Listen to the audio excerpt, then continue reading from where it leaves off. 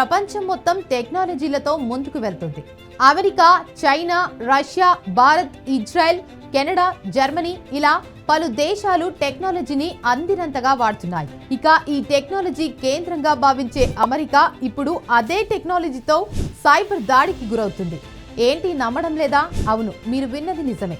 అగ్రరాజ్య America చైనాకు చెందిన ఓ cyber ముఠా దెబ్బకు వణికిపోతుంది.